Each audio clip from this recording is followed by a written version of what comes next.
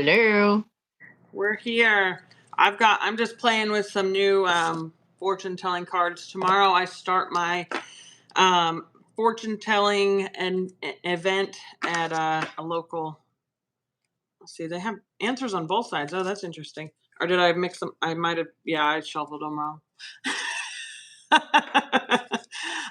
So I will be the fortune teller psychic at this Halloween event for the month of October, and tomorrow's our like first actor meeting, and then Saturday night is our first dress rehearsal. So I got these fortune telling cards, which are just kind of like magic 8 ball answers, and now I'm gonna have to reorganize them because I shuffled them because you know, they're I hate the that same too. color I on both messed up. sides. So now I'm gonna have to, but that's good because sometimes when you're getting to know a deck, you have to touch every card to get your energy mixed with them. And so, clearing your cards, knocking what 2 times, 3 times something, knock on them with your left hand or non-dominant hand. And then what I'll usually do is I'll just spread them, touch them to my heart chakra. But sometimes they need a little more love. So that's obviously what they're calling for by me mixing them up.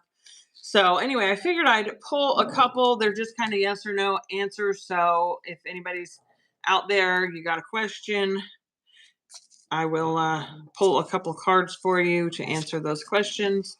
And let's see what the first one says. It says, yes, when you're ready. So whatever your question was, yes, when you're ready. That And sounds good. go ahead and shuffle, and we'll pull another one. Let's see, they're so new. It's like almost impossible. I'm gonna have to just shuffle them like a deck of cards because I can't. That's how they got mixed up. I can't shuffle them the other way. Plus, they're real tiny, so they're not. They're not like normal ones. I'm not a professional shuffler. For anybody who's watching, we all start somewhere. I know, right? I've been shuffling a long time, I'll be honest, because when I was out of my addiction, that's all we really did. And then when we were in jail, that's what we did too. So All right. If you had a second question, the answer is very doubtful. summer guys. All right, guys. So there's your yes or no reading for the day. Let me know if that resonated with anybody. These are just your basic, like they didn't really The first one but did. it's good for yes or no. And working with the general public in a city environment in the Bible Belt, at a city event, I have to kind of keep it light and fluffy. I can't get into, the death in the tower card and that kind of thing without people, writing to the city and complaining that I'm doing satanic worship at a city event. So, it's like if they had any idea. Well, it's a good time for you to explain what it actually means. The tower card just means that you're going to have some kind of wake up call, and the death card just means that you're going to have some kind of cycle ending or pattern ending or ending of a new, jobs and stuff. It's a really good opportunity. Like I think of them as more good cards than bad cards because it's like, kind of like I think of Lord Shiva. People hear the destroyer, they stick to the destroyer, not the creator part. It's death and rebirth. They don't hear the part about, there's new life afterwards. They're just fixated on the death part. Kind of like this life where people are focused on the loss and, when someone crosses over and in talking to psychic mediums, you find that they're still there. The energy's there. We've just shifted to a different dimension outside of our bodies, and our energy is still there. So it's just things change.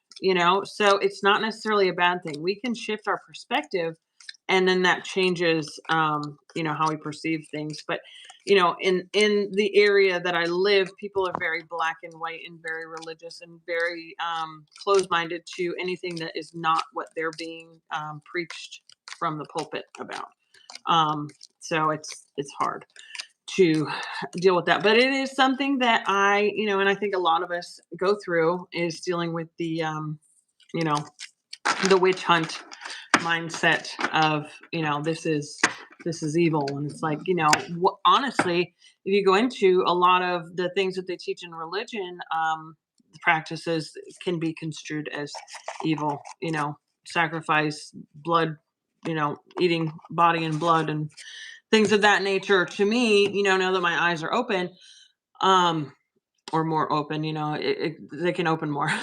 But now that my eyes have started to open, I can see more clearly a lot of the there's a lot of gray Well, yeah, in I mean, just like I shared the other day, I was like, it was a meme and it said something like, I found God in places the church told me not to look. And Mhm. I really resonated with that because I didn't really awaken until I left religion and understood that God was way bigger than that. And that there's a very strong possibility that those people are not praying to the creator of all things, which Mhm. was alarming to me. And Yeah. so we have to be very cautious with who is at the pulpit and make sure that the message is still resonating with us, because even my mom called it indoctrination. And it is indoctrination. You are being indoctrinated while you're sitting there in the pews. And that's a fact. Well, if So it's coming from a place of fear and this fear of God, when people say I'm God fearing, I run, because to me God is love. There is yeah, nothing to be feared. And if you're God, I think you shared something about this the other day too. If you're if your God requires you to fear him and offer sacrifices and give virgins and kill your first child, that's not a God that I want running my life. That's not a God I want to offer myself to. And honestly, if you know anything about the Bible, there's a lot of things in there that make me think that they just changed the names of the true people. And because there's multiple different personalities in one God, they just changed the names and siphoned them all into one and said this is God. But if you truly read the Bible, there's so many different personalities. And Old Testament gods are not somebody that I want to have in control of my life. Not somebody that I want to pray to, or rely on for anything. And honestly, I think that's what Yeshua came here. Yeshua came here was to change. And so they whitewashed everything and added it to it, added all of his teachings to the same thing so it could continue on, instead of doing what he was meant to do, which was, I think he did exactly what he was meant to do and knew, what was going to happen. But the thing is that his teachings are still, the truth can be felt.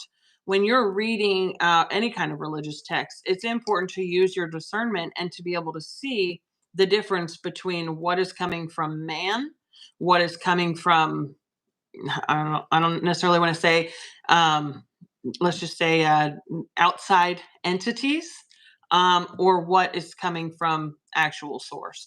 And you have yeah, to use your discernment and your feeling of love, your heart. just questions before channeling. And this is the thing, and this is what I was getting earlier too, when people are standing at the pulpit. And I have gotten a lot of really really good messages from like Joyce Myers, and that's because she channels a lot of the information from spirit.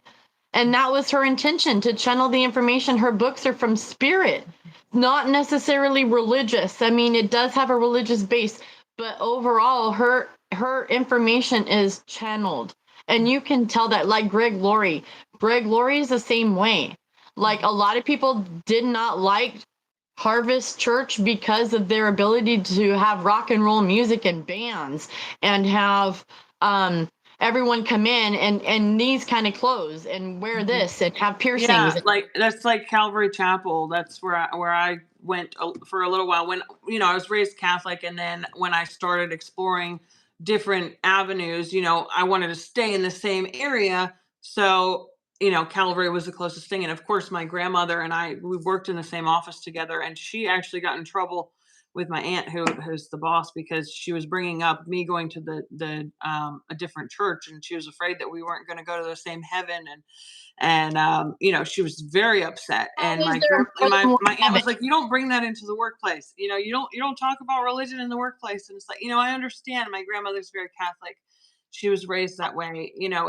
It's in her blood, it's in her bones. But as much as I tried, Catholicism was empty for me. I mean, I spent years, I've gone through all of the sacraments, I've done all of that, and I searched and searched and searched, and it was just there was nothing there. And it just was empty. It was just this longing for something, finding something to make me feel like I was going to be okay outside of myself. And now I know that everything that I have is within me. Everything that I need is within me, and it comes from us. So when I'm reaching out to a priest and requiring him or asking him to forgive me or asking God to forgive me through him, um, that's not going to grant me forgiveness. Forgiveness comes from me. I forgive myself. I forgive others.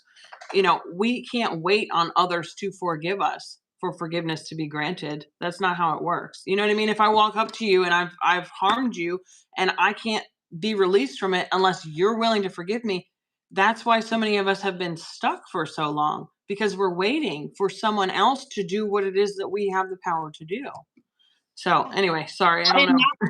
You were no, talking. don't worry. No, I was gonna say, like, that's exactly like I was getting. This is what I was picking up earlier, because I went out to be in the sun and download and open my mind a little bit and my heart, because I'm really working on opening my heart, which is very painful to some, not everyone.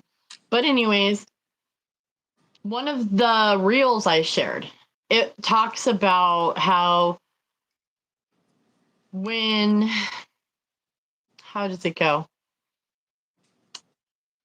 God is going to provide for my calling at the appropriate time. Now, that is a very religious way to put it. Like, God has prepared all that for me. But when we wake up, we realize that we're the ones that created the life plan and every little detail on there. Okay. So in that respect, again, religion, God's out here. No, we are the ones. We are the ones that created. We came. It's a multi-dimensional God, as opposed to opposed to a black and white God where it's God outside of me. It's What I'm now saying God is, is everywhere, inside, outside, all over the place. It's hard to. well, what I mean is, like, we are giving credit to God what we're doing. I don't know how to put that. Before we came into this life, we created everything that we were going to do in this life. We're the ones that created our soul contracts. We're the ones that chose the family. I mean, we all give that credit to God in religion. It's all, oh, God did that for me. No, no, no, no, no. You did. You did that for you. So I did that as a divine spark, as a divine puzzle piece. You know what I mean? So I am divine. I am connected. We are all one when we're all together. But at the same time, I can be one by connecting. It's hard to explain all that. Everybody's an expression of God. Every single person on this planet is well, other than NPCs and stuff, but I'm talking us human spirits, right? Sorry, my We're dogs are all an going extension crazy of back God. here. Every single one of us. God sent us out to express and experience. Okay. That's what we were doing. We were supposed to come out here and express, and we're all just little expressions of God on this planet. If you want to look at it like that, we all are expressions of God, good, bad, or indifferent. And so religion automatically disempowers us and says that we come in as sinners, when no, we're not. We didn't come in as sinners. We are taught those things. Yeah. We are taught how to be perverted Yeah. or inverted. Anyone that has given birth or been in the room when someone's giving birth, that moment where that child comes, that is the most it's the closest I've ever felt to when I was in the light in my near death experience. That unbelievable love, unconditional, just like it's not ending. It's just like, oh my gosh, like there's not a word that can explain that feeling. And that to me is God, that moment. And and it's more than that, but that to me is just a glimpse into what it feels like, that peace, that overwhelming just awe. um Anyway, I don't know where Seriously though, honestly, guys, we're the powerful ones. Okay, I understand that we were taught, and we were also taught that this is our only life. That is ridiculous. We are infinite beings of light, literally creations of God. We are source creator in a body. All right, like I shared in my other podcast, Maybe a Loca, I said I don't believe in death.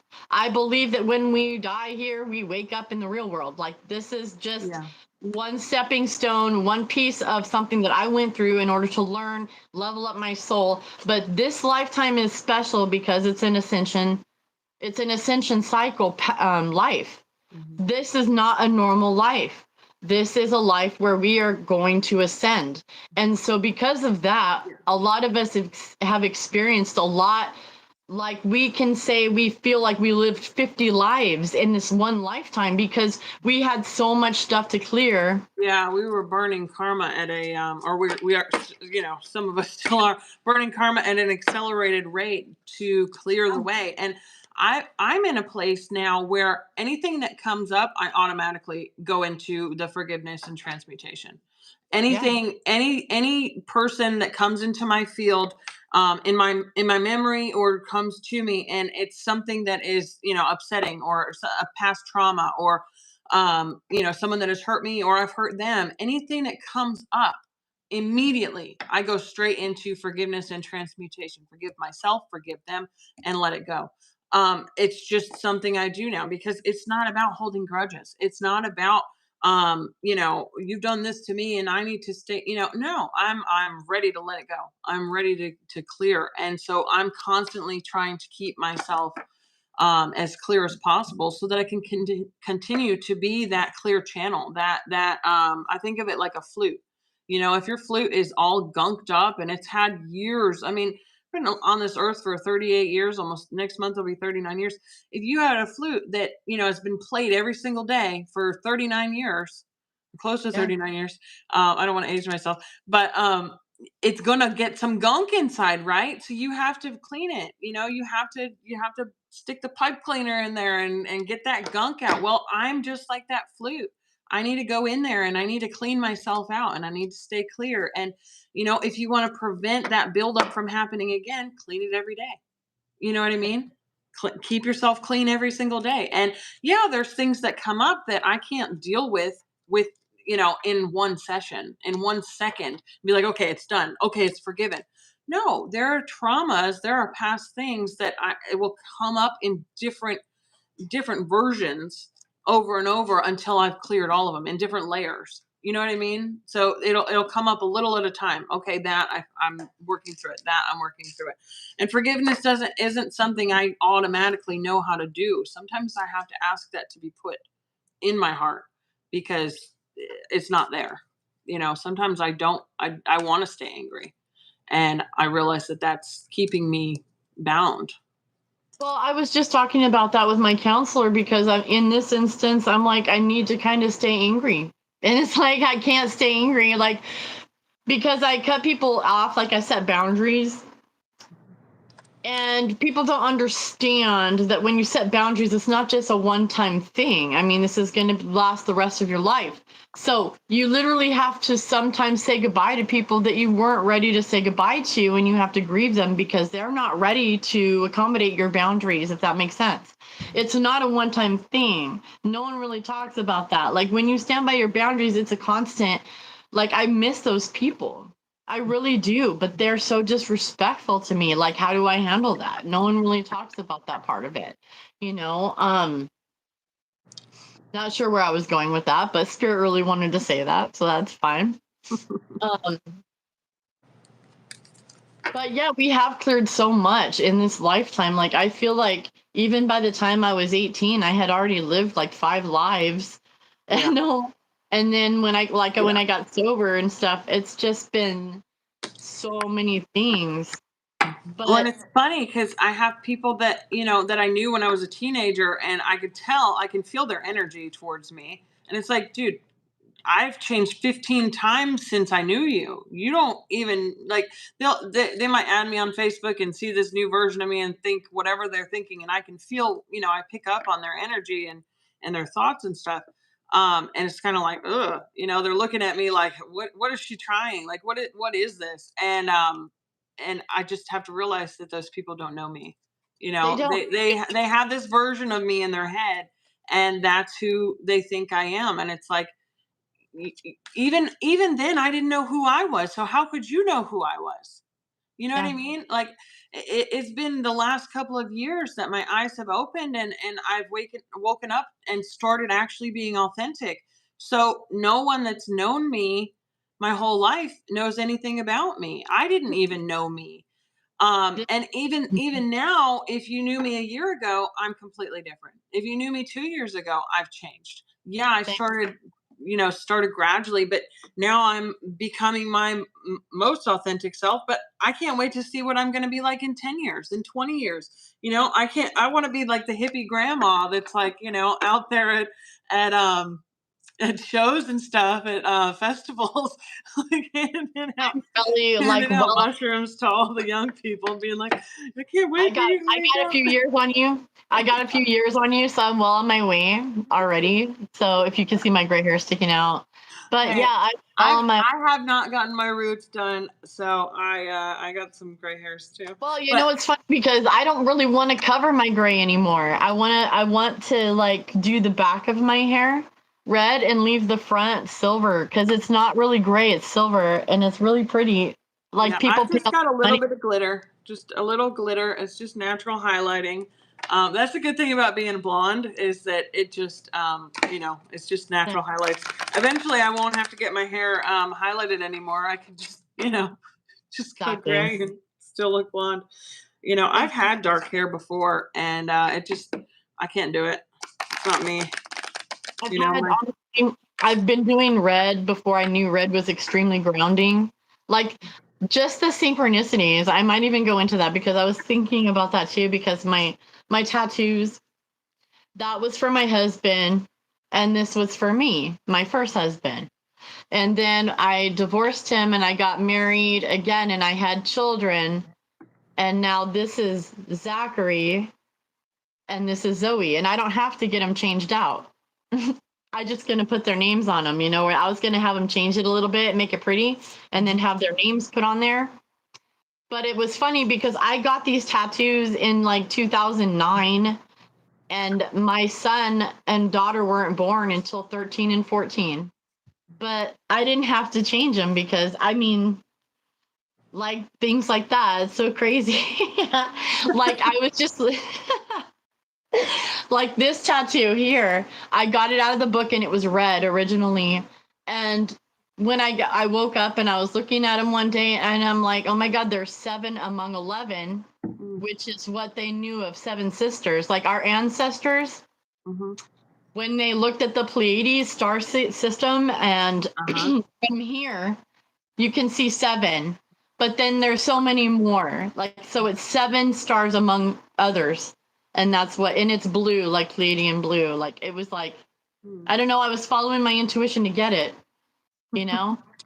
It's crazy. Like, I've been doing that. Yeah, I've got some tattoos, but they're not really that inspirational. This one on my wrist means pleasure, Love which it.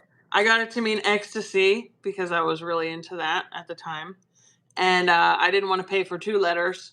So I just got pleasure, which was a synonym. And now it's funny because I have pleasure on my right hand.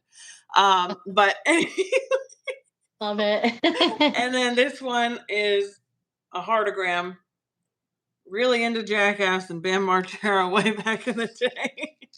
Stupid stuff. But the good thing about this is that it kind of is like the combination of like the pentagram and a heart. So it's combining love and all of the elements. So it's kind of like earth, wind, water, fire, spirit, and love. So it adds the sixth element. So I can look at it a little different, just like you're changing your tattoos. I don't know what I'm going to do about the pleasure. I don't know about that one.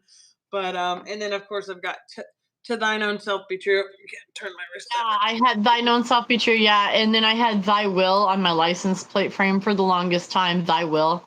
Like I've always like turned my when I like and it's funny because when you work the 12 steps and you're really into it, it reminds you later that you chose to turn your will and your life over to the care of God as you understand God, and that now your life is different and you chose to do that, and in order to do that you have to do certain things, and basically the steps is one of them, and then 10, 11, 12 maintenance and all that.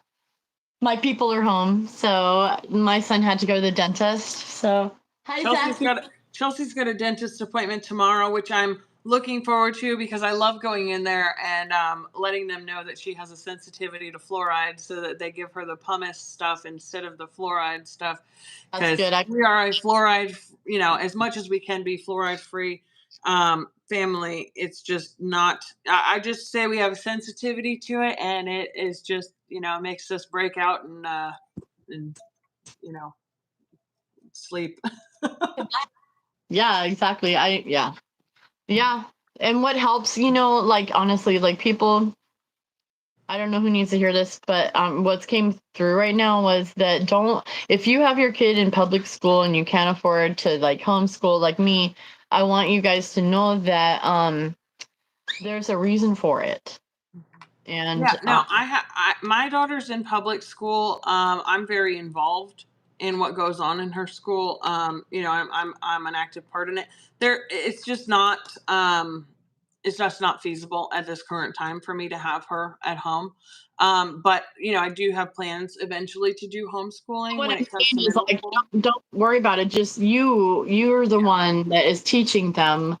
And it's like we can't rely on the school for teaching everything. Yeah. We have to teach them. So you already have to homeschool because there's so much being left out and twisted. So if you just do it here, then let the kids know that they're at school to learn math and English and science, and that's their intention. Help them set their intention. They're only there to learn reading, writing, and arithmetic. Mhm. And Oh, and my daughter is a sponge when it comes to me talking about spirituality. I mean, she's the first one to go turn on YouTube and put on a mantra. I think I mentioned this before, that her friend came over and was very like, talking about God and all this stuff, and she just flips on YouTube and she's like, this is my God. And she tells them that, we go church is our backyard. Church for us is every day. But she has so many questions. We were talking about reincarnation the other night, when I was giving her a bath. We were talking about, what happens after this life. She was asking me questions, and I let her know that I don't have all the answers. I don't know for sure. I don't know anything 100%, but I do know what I feel is truth, and I do like to share that with her. Um, but I also push her to use her own discernment, her own ability to feel what feels good and what doesn't, and what feels like it's for her and what's not. exactly. And we have that bond, that connection where we can talk about things. Every time it rains, she's like, "Mom, can we go dance?" Yeah. She's ready to go out, and you know, or when the sun's behind the clouds, she sings to the sun to bring the sun back out. And whether it's just a childhood thing or an imagination or it's real, it doesn't really matter to me how she perceives it. I just present it in a way that it's real for me. And when she becomes an adult, she's probably, she might think I'm a crazy person, or she might, but that's going to be up to her. She's her own person. And I've always raised her. Think of it as like free range parenting. I allow her to, bump her head or skin her knee, and she learns a lesson, as opposed to protecting her and putting padding all over her and keeping her from getting any bumps, or bruises. I feel like it's a more effective way of teaching her how to be independent and not living in a world full of fear. This world will teach her enough fear. I don't need to be teaching her that as well. No, not we're the ones. Just like when we had to mask up and stuff. I hate to say that word, but I'm just like we bought our own and I wash them all the time and we had to do. But Yeah, you have to wash them, because I noticed that when you put it on, and I don't want to get too technical, but if you put it on without washing it immediately from the store, a lot of bad things. there's chemicals. Just saying. a lot of symptoms can occur because I don't feel like they. Well, there's a lot of there's chemicals on attention. new clothing, especially they're finding on the yoga pants and stuff. And I heard that ladies weren't wear chonies under them and stuff. Like I'm like, I didn't know that. Like I wear chonies under mine. What's the- So if you're not like wash them, first of all, there's chemicals in them. And I know I saw like a reels or a TikTok on it. I was like, yeah, we need you guys wash them and wear your clothing. Like there's a reason for that. Like wear protective clothing and set intentions, but I already know that my body cleans itself out. That's what illnesses are. That's our body cleaning itself out. So if we, or getting our attention, or to get our attention too. So Yeah, well, I think it's not only physically cleaning, it's also energetically cleaning. Oh, absolutely. So maybe something doesn't have a physical chemical on it, but it might have a negative intention on it, even if it wasn't put there purposefully. Even if someone was just in a bad mood when they were making it, you know what I mean? You're still picking up that energy, and that energy is going to be transferred over. That's why I've got like this little selenite station in my, on my altar, and for little objects, anytime I bring something home, I set it on it to clear it. If it's something that can be washed, wash it, because you want to cleanse that energy, just like your crystals. Like we clear and charge our crystals All day.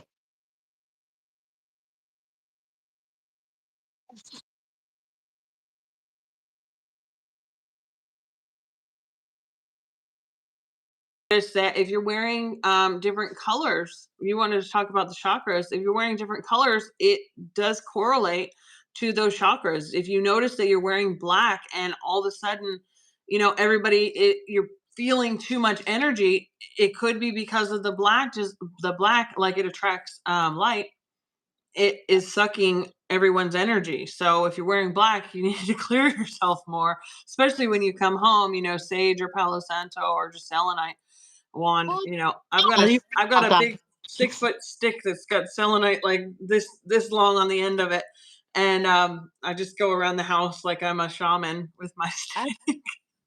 I have a wand and I make wands. I also am making wands too. I should have brought it over, but I'm in the middle of making a wand right now with feathers. It's got amethyst on there right now, and I'm going to put some more feathers. I got some leather like around. It's pretty cool. I've Yeah, been I working. need to fix mine up. I just got a bandana tied around it right now. I had what did I have on it?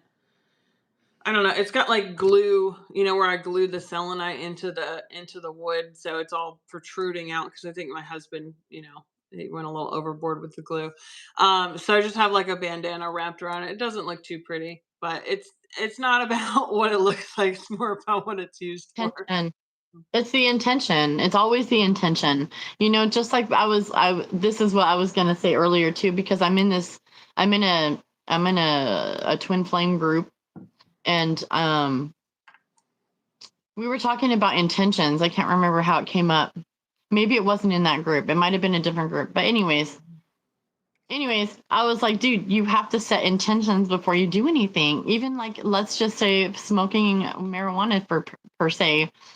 If you sit around and you just mindlessly are just sitting around smoking, that, yeah, lowers your vibration, welcomes outside entities, causes addiction issues, etc. If you set intentions to broaden my horizons, welcome my guides in, put protection up around me, um, and open my mind for broaden my horizons. Like I don't know why that came up, but that's what you get out of it. You get out what you want because you set your intentions. It's so important.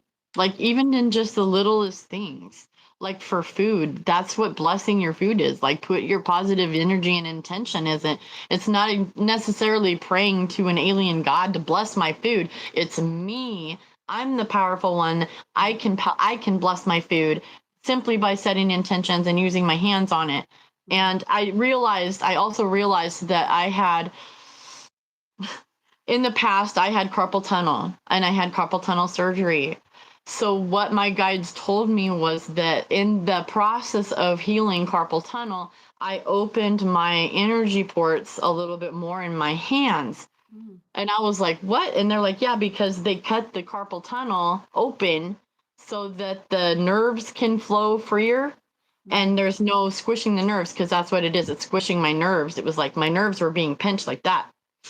So they cut it and it let my hands free too. And it also affected how my energy works in my hands. And I was like, well, that makes a lot of sense. Again, what is it? Future proves past. And that happens in my own life. Like, I heard that phrase through other things, but that is true in my personal life. Like, future proves past.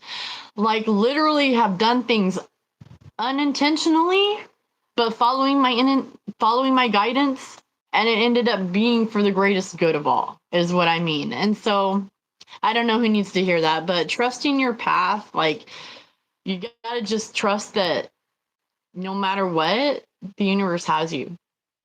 Yes, you are powerful, but the universe is there to support you. That made me think, when you were sharing that about last night. I told you that I did a detox bath, which was amazing. Oh my gosh, bentonite clay, sea salt, or no, Epsom salt, um, borax, and uh, baking soda. And I sat in there I turned it up as hot as it could get. Candle lit, everything. I mean, as hot as it could get. And I mean, almost to the point where my skin was like, oh, I can't take this. And I just, breathed in as much as the hot air as I could. Did this wonderful, amazing detox bath and got out. And I was very lightheaded afterwards. Like, whoa. I had to very carefully move myself to my bed, with a towel wrapped around me. And I got into the bed and my whole body was pulsing. Like I could feel like a shaman drumming, and it went throughout my like chakra system all the way down my spine, and then ended up in my root chakra, like in my tailbone and my lower back, and was just this pulsing shamanic drum happening in my tailbone. And anyway, I'm getting to the point of what you made me think of. But Chelsea, what my daughter was, wanting me to sing her lullaby, and I was just in this place where I could not even speak. I was just, like on a shamanic journey, and so I just said shh, and I called her up to me and held her on my stomach, on my chest, her head on my chest, and her body like on my stomach, and just like engulfed both of us in that energy. And I started doing Reiki all over her body and all over, through her, through me, um, just everywhere. And I could just feel the heat coming from my hands. And I saw myself, I put my hand on her head and I saw myself teaching her this, and then going back in time to when she put her hand on my head before I even knew what Reiki was years ago, and pulled the headache away from me, and going through quantum, going through time and space, teaching her now or yesterday back in the past how to do that so that she could teach me, so that it became like a cycle of me teaching her, her teaching me. And it was like I just saw myself in this quantum field, like there was no time and space. I was just reaching back, and oh my gosh, like what a spiritual experience. So if anybody has not tried that bath, I would definitely suggest it. And maybe it doesn't work for anybody else. Maybe it was just the right time and place for that to happen. But I just felt like total Kundalini awakening last night. Like, you know what I mean? Like people talk about this Kundalini awakening, and it's like, well, I feel awake. I don't know what exactly that's, what that means, but I can say that if there is an actual instance of that happening, it definitely was last night. But yeah, you were talking about that, and that just triggered my memory of all of It's that. like, well, people pay to go to ayahuasca retreats, they go to shamans, they go to healing ceremonies, they go to retreats, etc. We can do all that at home. Breath work, put And yourself in a that's hot. the thing, we're doing that here. Like, we're doing that here. Like, when we have pain, when we have whatever it is and we're processing, we're doing that here. We do And that you don't now. have to spend money on expensive drugs. I could have taken a hot bath without the detox stuff and probably still experienced that. I think it's just about setting that intention of clearing yourself and opening yourself up to the universe, up to spirit, for your highest healing and your highest good. Setting those intentions, like we always talk about, setting intentions for any spiritual practice. I didn't take drugs, I didn't take mushrooms, I didn't smoke pot. I just went in there sober. And and those things can help, like you said, if you set the intentions with those They're enhancements. things. They're enhancements. But for me to get to that level without the aid of anything outside of myself is where I want to be. You know what I mean? That's my goal, is to get to the breath work, to get to the meditation without using YouTube, without having to go to a group meditation, to be able to just meditate on my own without the assistance of outside forces, and be able to get into that zone. I think is where I want to be. Not saying that those things are bad. I absolutely love them and I still use them, but sometimes it's really hard for me to get into a meditative state without assistance. So when I can do it with just on my own, it's awesome. Exactly. And that is like I said, I've experienced Kundalini awakenings periodically through my life. And so, and all Kundalini is you can just look at it like, how you feel the energy of anxiety. For instance, anxiety is centered in your solar plexus. So if you feel anxiety, you feel that energy burning, that is your Kundalini energy. That's what that is. That's the name to call it. And I see it like a snake that's just slithering up my spine. You know what I mean? Like that's kind of what I was envisioning as I was feeling this shamanic drumming happening in my root chakra. It was just activating this Mhm. an energy flow that was just moving up, kind of like a snake would just kind of slither up and down, um and just activating it. So I don't think it just happens just once. I think No, we're think like constantly flowing, and it felt so good. I mean, just to similar have to that heartbeat all over my body, it was like, whoa. Like like I was really vibing. well, Native Americans go they go in sweat. What is it? Sweat. Sweat lodge. Thank you. Sweat lodge and stuff. And that's similar to what you're explaining. And that's what happens to you when you go into these sweat lodges or go on a spiritual journey that's similar to that.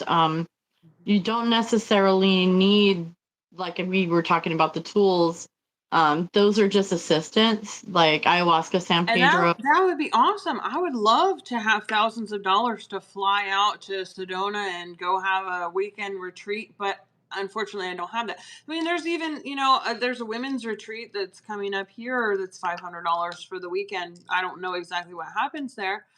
And I could spend the money, but you know, I don't really see the sense in it. It maybe for community, but I for me try to find things that are easily accessible and are within budget, because They're that's just what I literally know is meant for me. they're charging people like, I don't know, probably 1111. 1,100, yeah, Yeah.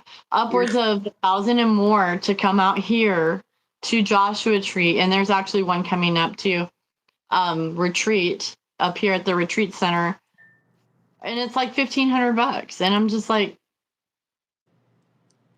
I can do that here for free, I don't need to pay I mean, 1,500. it might be an awesome experience, and maybe one day I'd love to do something like that, but that's like a goal to do one time, not needing that every single time, or waiting to have my spiritual experience until I can do that. No, I'm going to do everything I can in the meantime. You know, God, like I tell my daughter, God is in our backyard. God isn't in a church. God is not just at church. God is not just at a spiritual retreat. He's not just at lodges. He's everywhere. He, she, it is everywhere. It's energy. It's alive everywhere, and there's no reason to just find it in one of those places. So, I I think we can definitely do more without it. I found God in places I was told that was satanic. I found God in places that I literally were told was satanic. And so when my parents died, one of the first classes I took, I talked about it, was a Wicca class, because immediately I was drawn to it because everyone said it was bad. And I wanted to find out for myself. And it's not at Yeah. all. No. And I found out that I'm basically pagan because I was religious and now I am pagan, and I'm proudly pagan if you want to call Well, me that. I don't really. honestly, Christianity is pagan because they believe in three, the Father, the Son, and the Holy Ghost. Is that not three different gods? I mean, I'm just saying, they'll say, "Oh, it's three in one," and I'm like, you know, if you really delve into to different religions and their explanation of things, it leaves you there's a lot lacking there that doesn't really make sense. When your eyes are open, you're going, okay, are you really listening to what you're saying? You know? Yeah, I mean, I sat through I don't know how many rituals in church, where I was drinking the blood of Christ and eating his flesh. And I'm like, why am I doing this? And now It I'm just, going, that's vampirism. I don't want to do anything that has to do with eating well, dude, I was trying to even in describe it to memory. when I went to describe it to someone else, I started laughing and I couldn't stop laughing. And I was like, what the hell was I think? What were we thinking? Like, Well, it's like, how do I teach myself to become a zombie and a drone who just follows what everybody else is telling me? Well, let's just create a cult where people are brainwashed and to well, where they'll believe anything that you say. like for me, look, Jesus is not a savior. He wasn't a sacrificial lamb. No, I saved myself, and Jesus came here to teach us about love and truth and what we're really powerful He was and a capable of. teacher. He Hmm. was a mentor. He was an example. He tried to show us how we could be, because he's our equal, he's our brother. And he tried to show us how we could be, not that he was special, not that he was the Lamb of God, not it was that we are that powerful. We're the powerful Well, and, ones. and that was contradictory to the church, which is why they said, okay, we're going to take this person who's teaching everybody that they have the power, that he has the power. And because he has the power, they have to go to him instead of going to yourself. you know so they turned someone who was teaching everybody about finding the power within yourself, saying, oh no, it's in him only.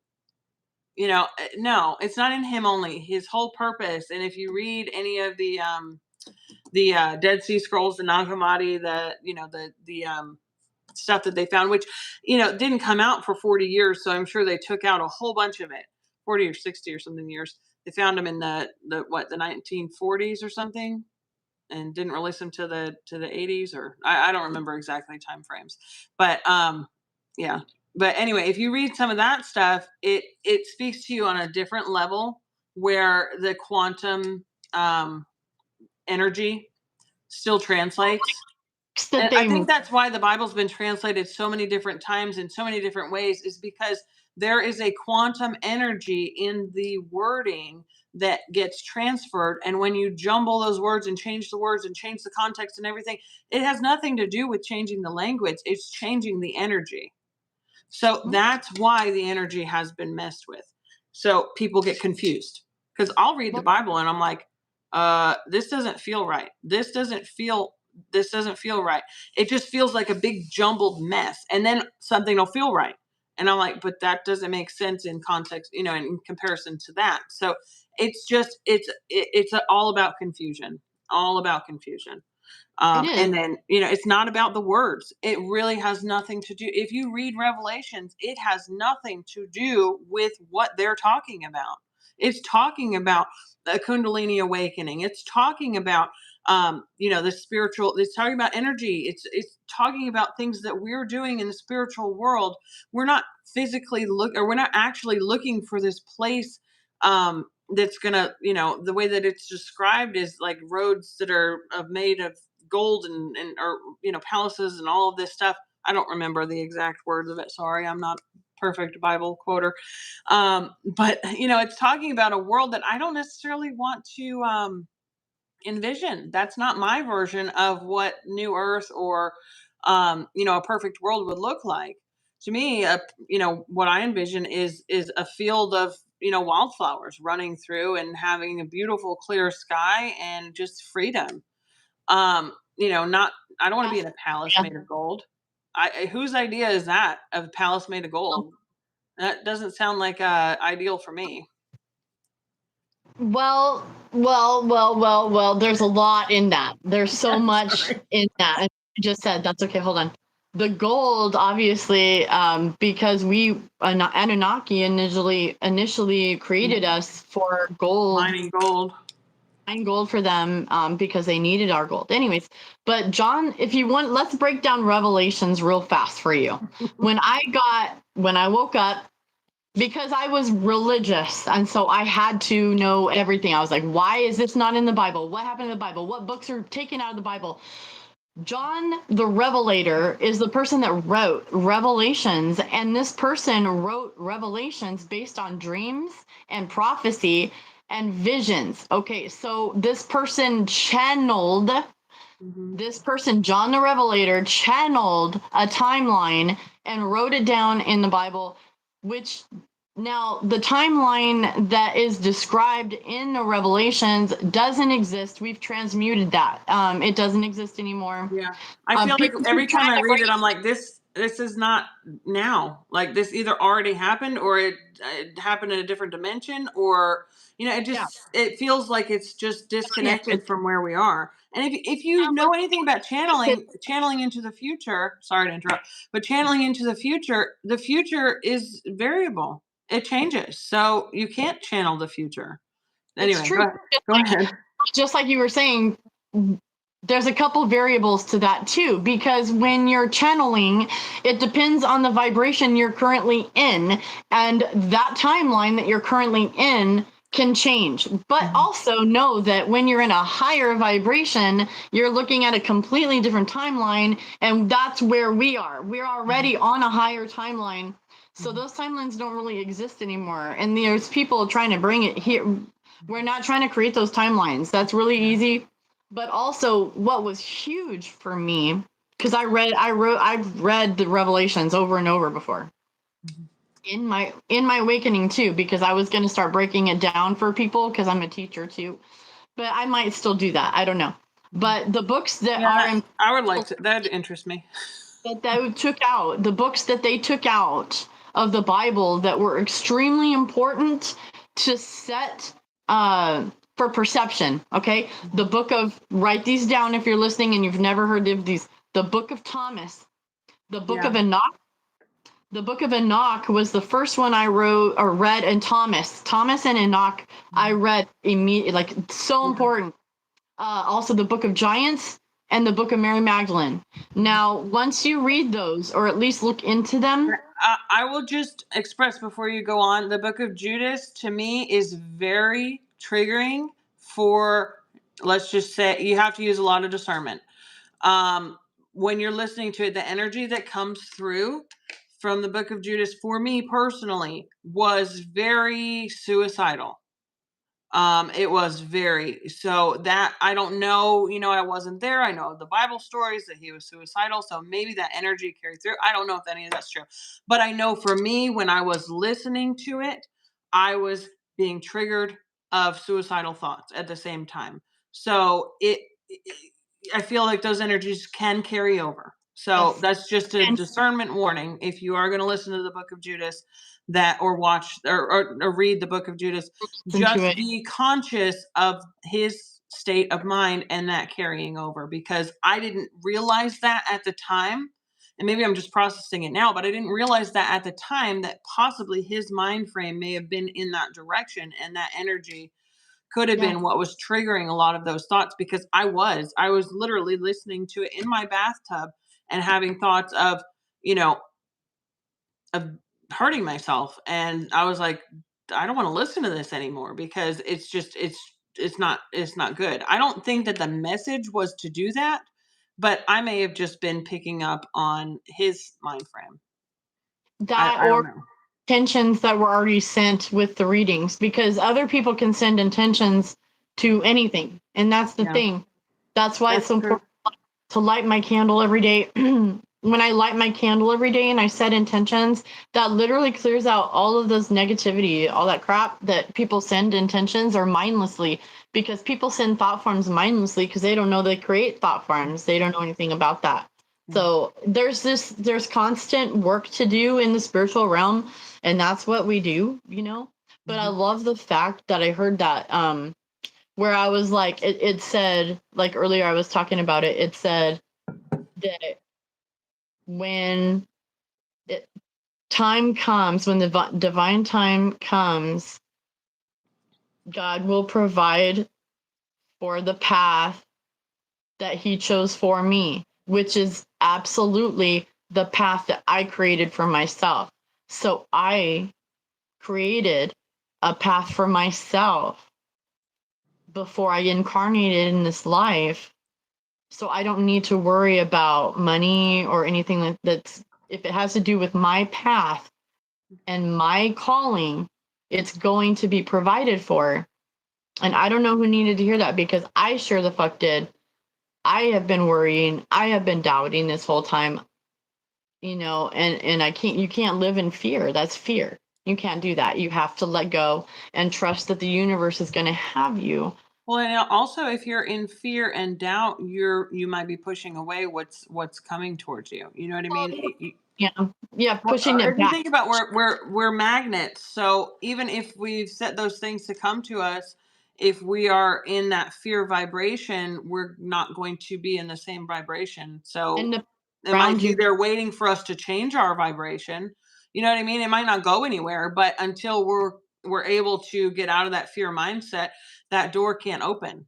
You know, that door can't be triggered to open until we've changed the code. You know, we need to change our vibration, change the code, and then the door opens, and it's our prize is not prize, but our abundance or whatever it is that we're needing is on the other side. It's just the fear keeps us locked out. Sure. It's like I know that my friend like was trying to tell me it's a mindset. No, sometimes it is, sometimes it's that sometimes it is a mindset thing. I'm gonna be honest, because we can get under attack with thought forms, etc., Mhm. and doubts and all that. Okay, I'm not gonna say it's not. So sometimes it is, but sometimes it's because we're processing stuff. And if you're crying and you're upset, it's because you need to let go of some stuff and you need to release. So you have to understand that not every single emotion that you feel you need to hold on to. So if you feel like crying, just cry. You don't necessarily need to know why you're crying. And of us as humans, we always want to know, like, why am I crying? Why do I feel bad? Is it because of this and this and that? Well, sometimes we just don't even worry about it. Just cry and let it go, you know? And I think that that's one thing I've had to learn a lot, because I attach to it so much and I own it. And I'm like, why am I owning this? I don't need to. I could just feel it and Well, let it go. that makes me that makes me want to correct what I said about, about fear. Fear is a natural response. It's a natural emotion, and what it usually is a warning. If I'm afraid of something, I need to be, aware. Am I frozen? Yeah, you are frozen. Oh, can you still hear me though? That's I a can good look. That's a great look on my face. Oh my gosh. Hopefully it'll come back. Sorry guys, I look like I'm, a little out there. But fear talking about fear. My greatest fear, looking like crap. No, I'm kidding. But fear is a natural response. We're going to feel fear. We can't be afraid of fear, like, oh, I can never feel fear. No, but you have to look at it and assess it just like any other emotion. Don't stay stuck in fear. Don't let fear run your life. Don't let fear control everything that you do. I can't even look at myself right I don't now. know why it's stuck. I don't know either. Oh my gosh. Let me see if I change the camera. Nope, it just it just flips me. I don't know if I can do anything. No, I guess we're just gonna stick with this. Well, we're right at an hour. Chelsea's bus is gonna be coming anyway, so I Yeah. think we can probably end it on that. But I did pull a couple cards real quick. I'll just read them to you since I can't show them. Okay. But this is going out to anybody that might be going through some personal things. The first one, it says, "This is your life's purpose." make a commitment, and the person you're asking about is trustworthy. So I would go more into depth, but I'm not going to while my face is frozen. Worry about it. At least it's cute. It looks cute. I like it. So yeah.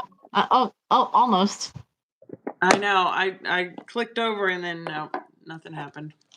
I'm bummed. I don't know why I did that. I'm sad. Anyways, we had Oh a glitchy.